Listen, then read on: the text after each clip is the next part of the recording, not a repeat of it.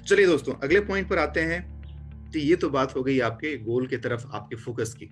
आप अपने फोकस के प्रति कैसे फोकस कर रहे हैं। दूसरा है आइडेंटिफिकेशन ऑफ डिस्ट्रैक्शन, यानी कि जो भटकाव होता है, वो भटकाव क्या-क्या है जो कि आपके रास्ते में अड़चन बन करके आ रहा है। फिर से मैं यहाँ पर अर्जुन के उस एग्जाम्पल को बताऊंगा।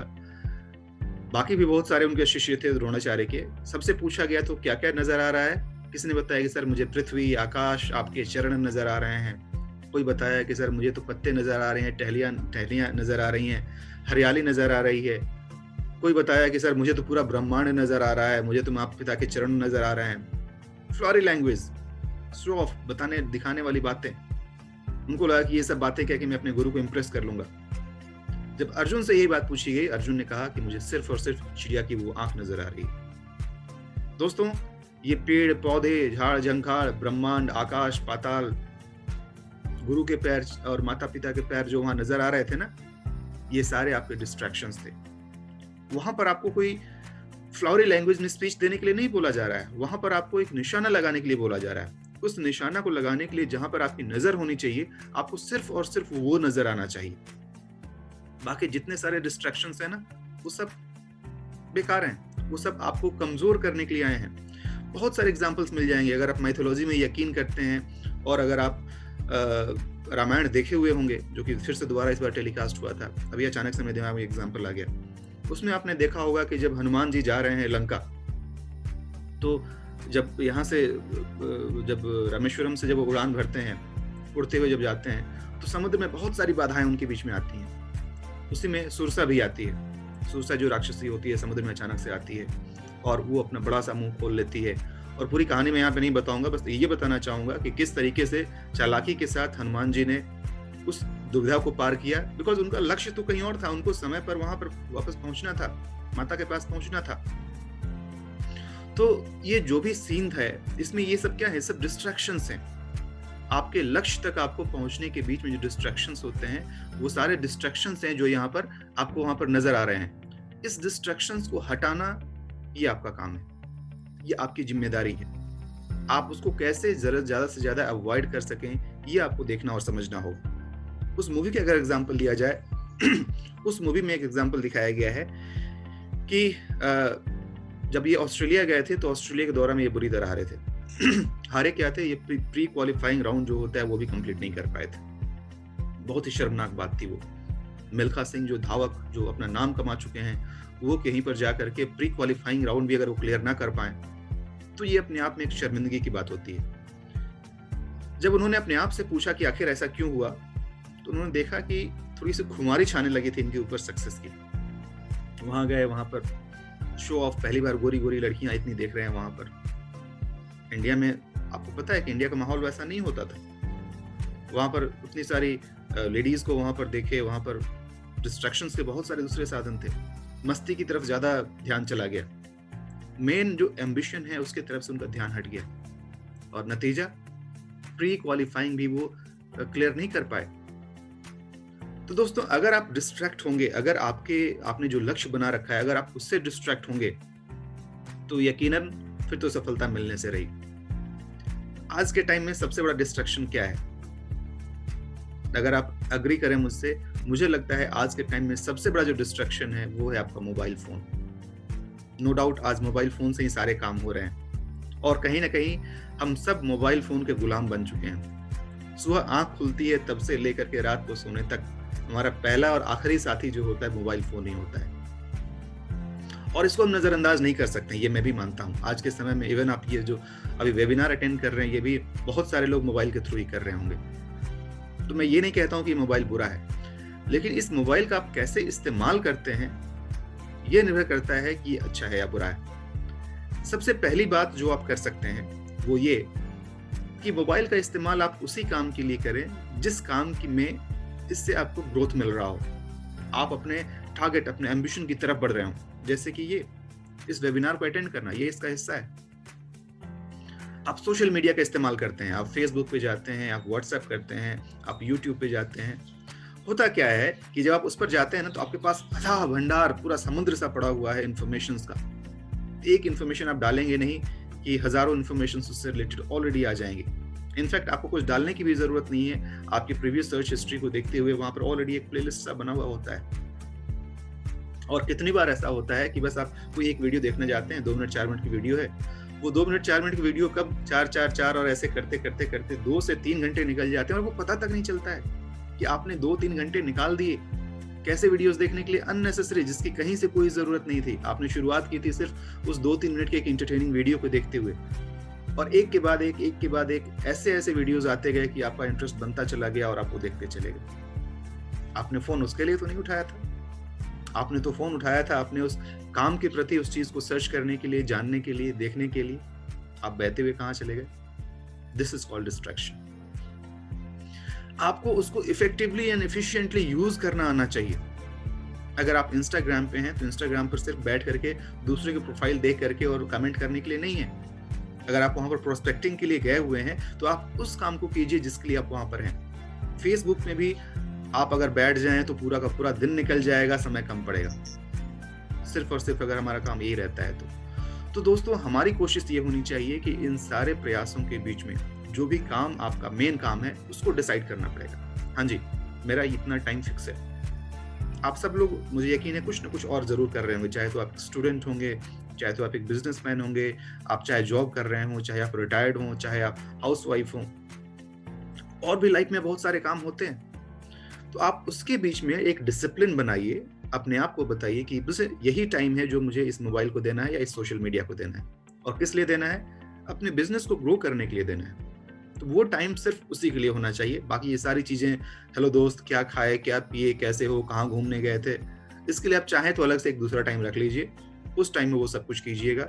लेकिन अगर इस बिजनेस डेवलपमेंट के लिए अगर आपने 1 घंटे का टाइम दिया है, या जितना भी टाइम आपको सही लगता है जो आप दे सकते हैं, आप जो भी टाइम दे सकते हैं आप वो टाइम दीजिए। और डेफिनेटली उस समय आपको डिसिप्लिन रहना पड़ेगा कि हाँ जी, ये मेरा टाइम सिर्फ डेडिकेटेड है इन सारे कामों के लिए ही। मैं फिर से रिपीट कर दूं कि you need to distract your distractions, you need to avoid your distractions. आपके लाइफ में, आपके रास्ते में जितनी सारी ऐसी बाधाएं, ऐसी रुकावटें आएंगी ना, उन सारे रुकावटों को दूर करना, उनको अलग करना, ये आपकी जिम्मेदारी होगी। अगला है दोस्तों, रेज योर स्टैंडर्ड। जी हाँ दोस्तों, आपको अपने स्टैंडर्ड को बढ़ाने की जरूरत है। जितना भी स्टैंडर्ड आपने अचीव किया है, मैं तो यही कहूंगा कि फिलहाल आपको किसी और से कंपटीशन करने की जरूरत नहीं है। अगर आपको कंपीट ही करना है ना, अपने आप से कीजिए। आप कल क्या थे और आज क्या हैं। कल और आज के इस जर्नी में जो 24 घंटे बदले हैं, आपकी जिंदगी में पॉजिटिव बदलाव क्या आया है? क्या आप में कुछ इंप्रूवमेंट हुआ है? आप 2020 में जो थे और 2021 में जो बन रहे हैं या होने वाले हैं, उसमें डेफिनेटली कुछ ना कुछ डिफरेंस तो होना चाहिए, पॉजिटिव डिफरेंस होना चाहिए। ये डिफरेंस क्या है, ये जानने की कोशिश कीजिए, देखने की कोशिश कीजिए। और दोस्तों, एक और बात बता दूं, ये डरावना सच होता है और हम सब कोई वहां पर जनरली आंखें बंद कर लेते हैं। अरे छोड़ो यार, जो होगा अच्छा होगा, ठीक है यार, कौन इतना सोचे, कौन जाने। तो बस जैसे इच्छा होगी, जैसे आपका नजरिया होगा, आपको सफलता भी वैसे ही मिलने वाली है। तो चलो, चलता है वाली बात नहीं चलेगी। अब आपको आंखें खोल करके देखना होगा कि आपको जो आपने प्लान किया था वो मिल रहा है क्या। अगर नहीं मिल रहा है तो आप उस दिशा में देखिए ना कि कहाँ कमी रह रही है, उसके ऊपर काम करें, उसके हिसाब से आगे बढ़ें। तो दोस्तों, यहाँ पर आपको क्या करना है कि आप अपना एक स्टैंडर्ड सेट कीजिए। मुझे ये अचीव करना है, चाहे जो भी आप बिजनेस में, अपने बिजनेस में आप क्या करना चाहते हैं, जॉब में है जो करना चाहते हैं, उसका एक स्टैंडर्ड सेट कीजिए कि एटलीस्ट मुझे इतना चाहिए ही चाहिए। अगर इस बिजनेस की बात करें जिसके लिए हम लोग यहाँ पर शामिल हुए हैं, तो आप डिसाइड कर लीजिए कि एवरीडे मुझे इतनी कॉलिंग करनी ही करनी है। कहाँ से करेंगे, लोग कहाँ से आएंगे, क्या बातें करनी है, वो सारी चीज़ें फिर अपने आप होने लगती हैं। उसके लिए ऑलरेडी बहुत सारे वीडियोस आपको मेरे यूट्यूब चैनल पे मिल जाएंगे। आप वहाँ जाएं, वहाँ जा करके आप उसको सर्च कर सकते हैं। बहुत सारे वीडियोस वहाँ पर बने बनाए हैं। आपको देखना है, समझना है कि अपने बिजनेस को कैसे प्रमोट किया जाए, मुझे लोग कहाँ से मिलते हैं, मैं लोगों को कैसे कनेक्ट कर पाता हूँ, ये सारी चीज़ें आप देख करके समझ सकते हैं। और फाइनली आप अपने बिजनेस को ग्रो कर सकते हैं। लेकिन इसमें जो सबसे ज़्यादा ज़रूरी बात है कि इसमें आपको अपने आप से बातें करनी है और अपने लक्ष्य को निर्धारित करना है, और उसको निर्धारित करके अपने आप को दिन प्रतिदिन उसमें और पॉजिटिव ग्रोथ लाना है। आपको खुद के साथ compete करना है कि पिछली बार जो आपका रिकॉर्ड था, उस रिकॉर्ड को आप खुद ही तोड़ेंगे।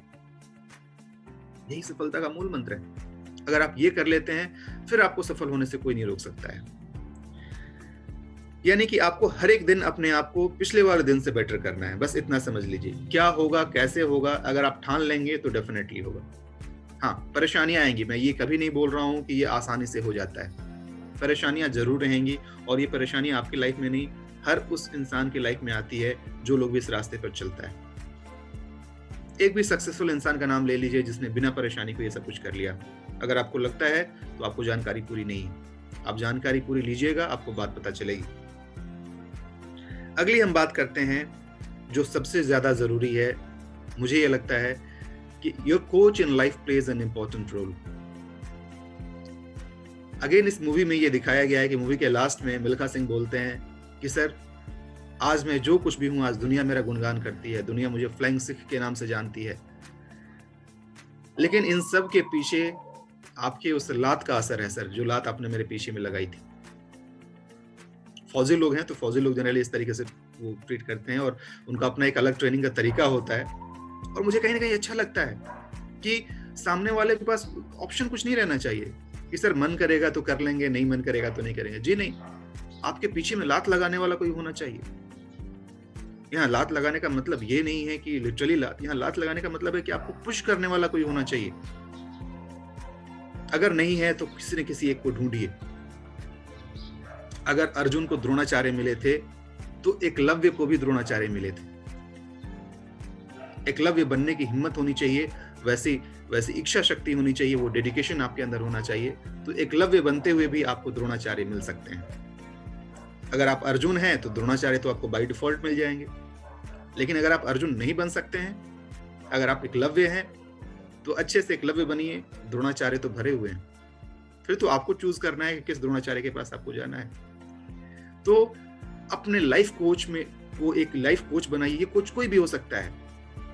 ये कोच आपका कोई दोस्त हो सकता है, आपका कोई ट्रेनर हो सकता है, आपके कोई टीचर हो सकते हैं, आपके कोई लाइफ में जितने भी लोग ऐसे होते हैं वो सब कोई हो सकते हैं।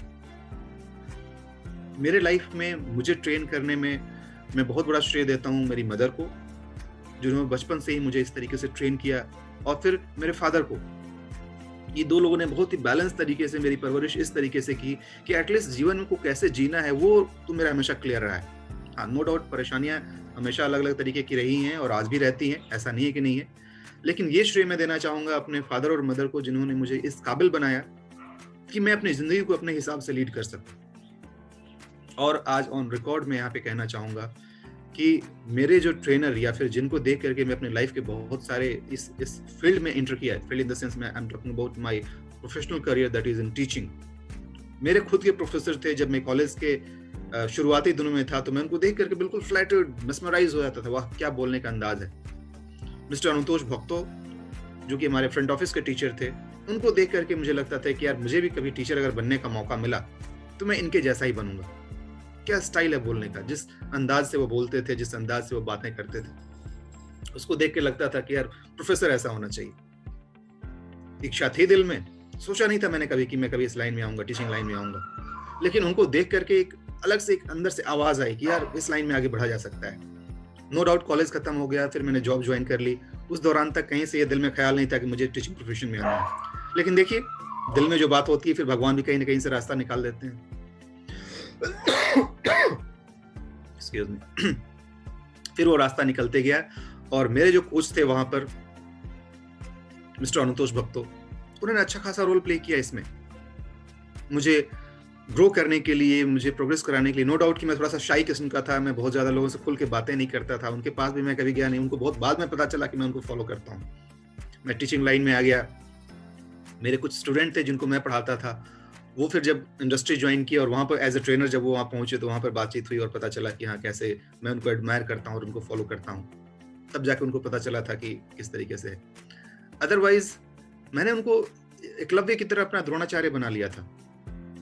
उनको फॉलो किया मैंने, और उसका फायदा काफी कुछ होता है। मैं कभी कोई क्लास में भी बोलता था कि ये जो स्टाइल है मेरा बोलने का, ये मेरे जो फैकल्टी हैं, जो मेरे प्रोफेसर हैं, ये उनका है, मैं उनके स्टाइल को कॉपी करता हूँ। यहाँ पर हमारे चिराग सर बोलते हैं ना कि आप यहाँ पर आते हैं तो आप हर किसी से कुछ ना कुछ सीखते हैं, हर किसी के कुछ ना कुछ स्टाइल को कॉपी करते हैं। जी हाँ, सही है। आप अगर एग्जाम्पल उठा करके देख लें तो हम सब कोई कहीं ना कहीं से कुछ ना कुछ सीखते हैं और उसको अपने स्टाइल में उसको इम्प्लीमेंट करने की कोशिश करते हैं। मुझे याद है कि योगेश का जब भी प्रेजेंटेशन होता है तो योगेश का ये कहने का तरीका होता है कि अगर आपको कुछ नकल ही करना है, कुछ कॉपी ही करना है, तो इन सारे सक्सेसफुल लोगों से क्यों ना करें। और वो बहुत सारे लोगों के फोटो दिखाता है वहां पर कि हाँ, ये सारे लोग हैं, इनको अगर आप कॉपी करते हैं तो आप सक्सेसफुल हो सकते हैं। तो कॉपी कीजिए ना ऐसे सक्सेसफुल लोगों को। देखिए, मैंने एग्जाम्पल ले लिया, यहाँ पर कितने सारे लोग हैं। योगेश का एग्जाम्पल मैंने ले लिया, हमारे चिराग सर के एग्जाम्पल ले लिया, और भी बहुत सारे जितने लीडर्स हैं, मैं सबसे कुछ ना कुछ सुनता हूँ, सीखता हूँ। ये काम आप भी कर सकते हैं। आप अपना एक लाइफ कोच नॉमिनेट कीजिए, चुनिए कि कौन हो सकते हैं वो। ये जो भी हो सकते हैं उनको अब आप पूरा श्रेय दीजिए और उसके साथ साथ बस उनको अपना द्रोणाचार्य मान करके आगे बढ़ते चले जाइए। उनकी बातें सुनिए, अपने परेशानियों को अगर संभव हो सके उनके साथ डिस्कस कीजिए, बताइए कि किस तरीके से उन्होंने आपके लाइफ को प्रभावित किया है। और एक और बहुत जरूरी बात, gratitude towards your trainer, your teacher. उनके प्रति आपका ये श्रद्धा की भाव, प्रेम की भाव, उनको वो जो प्यार का भाव होता है, पूजनीय भाव, वो रखना बहुत जरूरी है।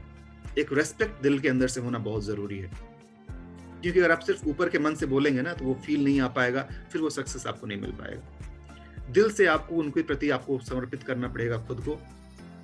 और आप जिससे भी कुछ लेते हैं ना, उसको क्रेडिट दीजिए। आप देखिए कि मैं छोटी छोटी चीजों को क्रेडिट देता हूँ कि मेरी टीम में पोस्टर बनाने का काम कोई और कर रहा है। आप देखिए हमारे बीच में चारू हैं जो होस्टिंग कर रही हैं। इनके लिए भी आसान नहीं है घर में रहते हुए सुबह सुबह उठ करके ऐसे आकर के होस्टिंग करना। योगेश जो जॉब पर हैं अभी, लगातार अच्छी खासी 12-14 घंटे की ड्यूटी होती है, फिर भी मेरे कहने के बाद से आकर के पोस्टर डिजाइन करना, पोस्टर बनाना और सारे ये वीडियोस वगैरह को एडिट करना, उसको अपलोड करना आसान काम नहीं है। मैं जानता हूं, मैंने किया है और मैं करता हूं, तो मुझे आइडिया है इस सब में कितनी मेहनत लगती है। तो इतने सारे चैलेंजेस के बाद भी इस सब को करते रहना, हर एक किसी का अपना रोल होता है। आप मेरे टीम में देख लीजिए, हर कोई कहीं ना कहीं या तो स्टूडेंट हैं या फिर जॉब कर रहे हैं या कोई काम में बिजी हैं। हर कोई अपने अपने लाइफ में बिजी है, लेकिन फिर भी जितना जिससे बन पड़ता है वो सब कोई इसमें अपना कंट्रीब्यूशन जरूर देते हैं। क्यों? क्योंकि कहीं ना कहीं उन्होंने माना मुझे, मेरी बातों को सुना, मैंने जो कहा उसको वो फॉलो करते हैं। This is all what you need to do. तो आप भी अपने लाइफ में ऐसे किसी द्रोणाचार्य को ढूंढिए, उस द्रोणाचार्य को अपना द्रोणाचार्य मानते हुए दिल से डेडिकेट होकर के लग जाइए। दोस्तों, अगर ये सारी चीजें अगर आपकी क्लियर होंगी ना, तो दुनिया की कोई शक्ति आपको फिर सक्सेसफुल होने से नहीं रोक सकती है। मैं बार बार बोलता हूँ, समय लग सकता है, थोड़ी सी परेशानियां आ सकती हैं, लेकिन अगर आपका लक्ष्य क्लियर है, अगर आपका वाई क्लियर होगा, फिर आपको कोई नहीं रोक पाएगा। जी हाँ दोस्तों, ये था मेरा आज का topic. That's all from my side. नमस्कार, बहुत बहुत धन्यवाद आप सबका आने के लिए और सुनने के लिए। Over to you host. Thank you so much.